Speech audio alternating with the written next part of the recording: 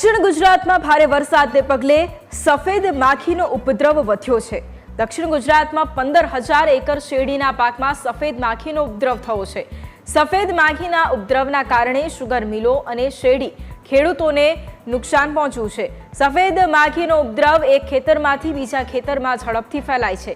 ખેડૂત નેતા અને સુમુલ ડેરીના ડિરેક્ટર જયેશ પટેલે નુકસાનીનું સર્વે કરાવી અને વળતર આપવા માંગ કરી છે। રાજ્યના કૃષિ મંત્રી સત્વરે ખેડૂતો માટે યોગ્ય નીતિ ઘડે તેવી પણ માંગ કરી છે।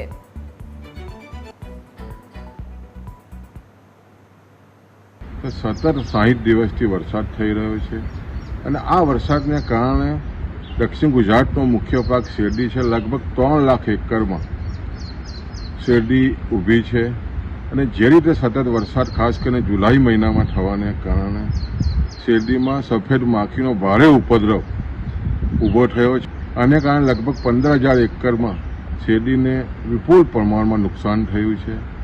હાલમાં સરકારે જુલાઈમાં વરસાદ પડ્યો, વધારે પડતા વરસાદને ખેડૂતો માટે પોર્ટલ ખોલીને મદદ કરવાની જે વાત કરી છે, આ વધુ વરસાદને કારણે આ સફેદ માખી આવી છે। આના કારણે શેરડીને ભારે નુકસાન થયું છે। ત્યારે આવનાર દિવસોમાં કૃષિ મંત્રીને અમે વિનંતી કરી છે કે જે સફેદ માખીના ઉપદ્રવને કારણે ખેડૂતોને ખૂબ નુકસાન થયું છે, એમને પણ આવરી લઈને ખેડૂતોને સહાય થાય, સર્વે થાય એવી અમે માંગ કરી રહ્યા છીએ।